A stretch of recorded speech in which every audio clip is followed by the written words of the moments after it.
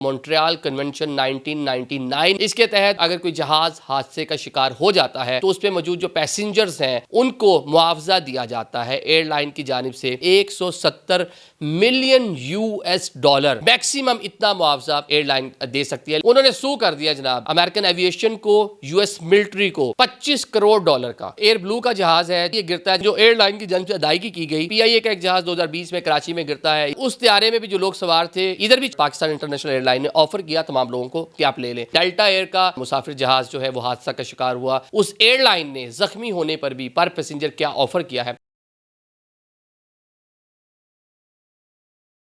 अस्सलाम वालेकुम नाज़रीन, मैं हूं आदिल निज़ामी और आप देख रहे हैं मेरा डिजिटल चैनल।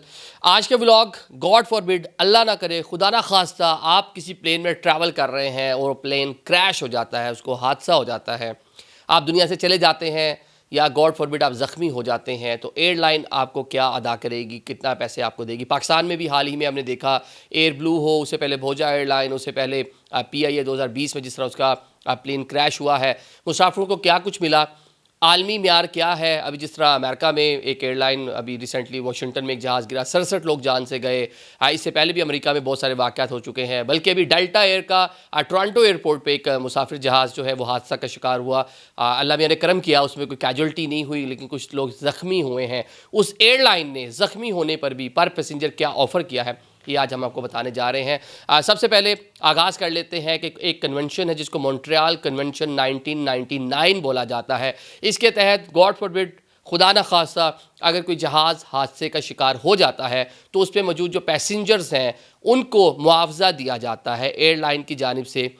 वो मुकर्रर किया गया है। कंट्री टू कंट्री भी इसमें चीज़ें, एयरलाइन टू एयरलाइन भी चीज़ें वेरी करती हैं, लेकिन जो मुआवजा मिलता है वो दो हिस्सों में मिलता है। एक तो इब्तदाई मुआवजा है जो फौरी तौर पर विद इन 2 वीक्स आपको एक मुआवजा मिलेगा, जो एक हैंडसम रकम होगी।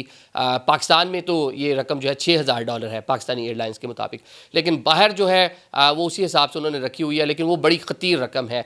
मैक्सिमम आपको इस कन्वेंशन के तहत जो इब्तदाई रकम है वो $1,90,000 यूएस डॉलर, इतनी रकम आपको मिल सकती है। दूसरी रकम वो है जो आपको मुस्तकिल मुआवजा होगा। एयरलाइन के हवाले से इन्वेस्टिगेशन की जाएगी, पूरा मामला कैसे हुआ, पूरे कह लें कि उसको इन्वेस्टिगेशन के बाद आपको एक रकम दी जाती है जो एक खतीर रकम होती है पर जहाज़। जो कन्वेंशन के तहत मेंशन किया गया है 170 मिलियन यूएस डॉलर, ये पूरे जहाज़ के लिए कि मैक्सिमम इतना मुआवजा एयरलाइन दे सकती है, लेकिन इससे कम भी हो सकता है। अब ये वेरी करता है हादसा, उसकी इन्वेस्टिगेशन और उसके लिहाज से। अभी जनाब डेल्टा एयर का एक जहाज़ जो मिनेसोटा से उड़ा था टोरंटो एयरपोर्ट पर, जिसने क्रैश लैंडिंग की है, बर्फ़ के ऊपर जहाज़ किट किया, फिसला, जहाज़ के विंग्स अलग हो गए, जहाज़ उल्टा हो गया। पैसेंजर उसके अंदर 80 लोग सवार थे जिसमें 21 ज़ख्मी हुए, लेकिन ज़्यादा स्वेयर इंजरीज़ नहीं थी। सिर्फ अभी एक पेशेंट हॉस्पिटलाइज है, बाकी सब लोग घर जा चुके हैं। एयरलाइन ने आज खुद तमाम मुसाफिरों को पेशकश की है, डेल्टा एयर ने, कि हम आपको फ़ी कस $30,000, आप इंजर्ड हुए हैं उसकी शायद वो जो सारी होगी वो ट्रीटमेंट वगैरह भी करवाएंगे, लेकिन ज़्यादा कोई स्वेयर इंजरी है नहीं किसी को। आपको एक कह लें कि आप ट्रॉमा में गए, आपको एक साइकोलॉजिकल एक झटका लगा, आपके प्यारे परेशान हुए, आपने एक मुश्किल देखी, तो इसके एवज़ खुद से एयरलाइन ने आज खुद कहा है जी $30,000 आप फ़ी कसम आपको देना चाहते हैं, ये आप एक्सेप्ट कर लें। तो ये अमेरिका का हो गया। इससे पहले अमेरिका में अभी हमने देखा कि वाशिंगटन में एक जहाज़ गिरा, बल्कि ये नए साल का आगाज़ अमेरिकी एविएशन के लिए थोड़ा मुश्किल ही है। वाशिंगटन में हेलीकॉप्टर के साथ टकरा कर एक जहाज़ गिरता है, फिर फिलाडेल्फिया में एक एयर एम्बुलेंस गिर जाती है। जो वाशिंगटन में जहाज़ गिरता है 67 लोग उसमें सवार थे। वो जो SOPs हैं उसके मुताबिक उनको मुआवजा तो मिलेगा, लेकिन एक 40 साल शख्स जो इस पूरे वाक़े में जाँ बाक हुए, उनकी अहलिया ने जो कनेटिकट में रहती हैं, उन्होंने सू कर दिया जनाब अमेरिकन एविएशन को, यूएस मिलिट्री को $25 करोड़ का कि जनाब मेरे हस्बैंड दुनिया से गए हैं, आप लोगों की गलती है, क्योंकि वहाँ पे कवानीन बहुत सख्त है, वो जाके प्रूव करेंगी तो उनको इतनी खतीर रकम भी मिल जाएगी। अब इससे आगे चल के मैं आपको बताता हूँ। 2001 में न्यूयॉर्क में एक जहाज़ गिरता है जिसके जो मुसाफिर हैं इब्तदाई तौर पे तो उनको पैसे मिले, लेकिन औसतन उनको $3 मिलियन फ़ी कस एयरलाइन को अदा करना पड़ा। $3 मिलियन, उसमें ये एवरेज है, कुछ को 2 मिलियन मिले, और कुछ लोग जो लिटिगेशन में गए, केसेस में गए, उन्होंने अपनी चीज़ें प्रूव की, अपना जो भी उनका मौक़िफ़ था वो अदालत में और जीते, तो मैक्सिमम एक शख्स को $5 मिलियन यूएस डॉलर भी मिले, 50 लाख यूएस डॉलर। ये खतीर बड़ी रकम है, अमेरिका में भी बड़ी रकम है। अब ये यूएस में तो इस तरह के कवानीन हैं, लोग अदालत चले जाते हैं। ये जो मैं बता रहा हूँ आपको, न्यूयॉर्क की जो सेटलमेंट है, ये भी जो केसेस थे ये कई साल बाद जाके हल हुए। आपको बाहर जाके एयरलाइन को, यूएस एयरलाइन को खुद बाहर जाकर जो लोग थे जिन्होंने पटिशन्स दायर कर रखी थी, उनके साथ बैठकर बातचीत, उनको उनको उनको मुतमिन करना पड़ा अदालत से बाहर, सारी की सारी चीज़ें। लेकिन एयरलाइन ने अपनी गलती तस्लीम नहीं की। जो मौक़िफ़ था, जो लोगों ने अदालत में केसेस कर रखे थे, उसमें ये भी था कि एयरलाइन अपनी गलती तस्लीम करे, एविएशन अपनी गलती माने। वो गलती वगैरह जो है उन्होंने तस्लीम नहीं की, लेकिन जितना वो पैसे मांग रहे थे उनके प्यारे तो चले गए।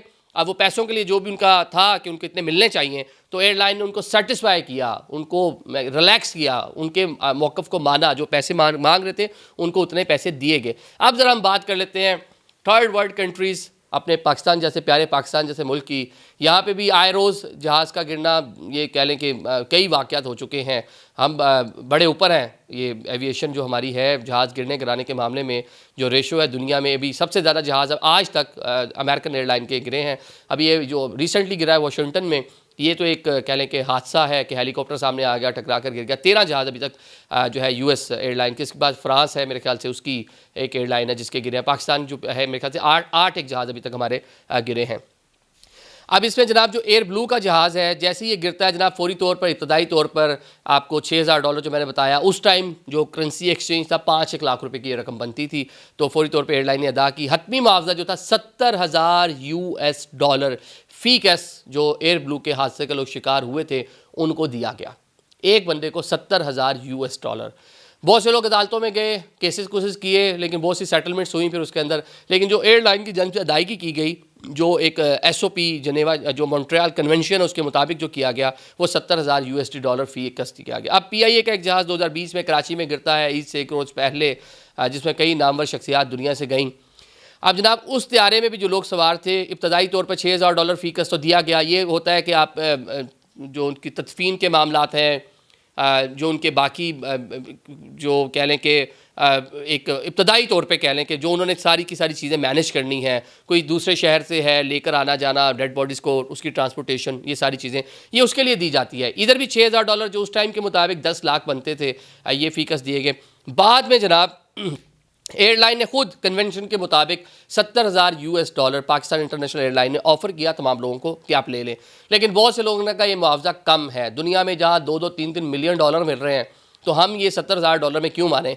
तो बहुत से लोग अदालतों में चले गए, केसेस चलते रहे। अभी 2024 तक का है कि 2024 तक भी बहुत सारे लोग, जो मैंने लेटेस्ट इन्फॉर्मेशन देखी, ऐसे हैं जिनके केसेस अदालतों में चल रहे हैं, जिन्होंने सेटलमेंट नहीं की, जिन्होंने अभी तक पैसे नहीं लिए, लेकिन बेशतर लोग जो हैं उन्होंने फ़ी का $70,000 जो है वो ले लिए हैं। अब बाहर के ममालिक में इसमें जो बहुत सारी कह लें कि एयरलाइन किस तरह आपको पैसे देती है, एयरलाइन ने भी पल्ले से नहीं देना। एक इंश्योरेंस की मद में वो पर जहाज़ पर पैसेंजर एक रकम जो है इंक्लूड होती है। बहुत सी इंश्योरेंस कंपनीज उसके अंदर कह लें कि वो हिस्सा ले रही होती हैं, तो उस एतबार से, उस लिहाज से वहाँ पे ये मुआवजा जो है ज़्यादा मिलता है। हमारे यहाँ इंश्योरेंस भी, टिकट भी, वो सारी की सारी चीज़ें लोकल मामलात के मुताबिक है। तो अगर लोकल हिसाब से देखा जाए तो $70,000 किसी एक जान की वैसे कीमत तो नहीं है। वो तो कोई $1 अरब या $1 खरब भी हो तो मेरे ख्याल से एक जान की कीमत ये नहीं हो सकती, पॉसिबल नहीं है। तो ये सारा इन्वॉल्वमेंट इसके अंदर इंश्योरेंस और वो सारी की सारी चीज़ें हैं जिसकी बुनियाद पर आपको पैसे मिलते हैं। पाकिस्तान में मैक्सिमम $70,000 और अमेरिका में मैंने बताया कि $5 मिलियन तक भी लोग ले चुके हैं। Thank you so much.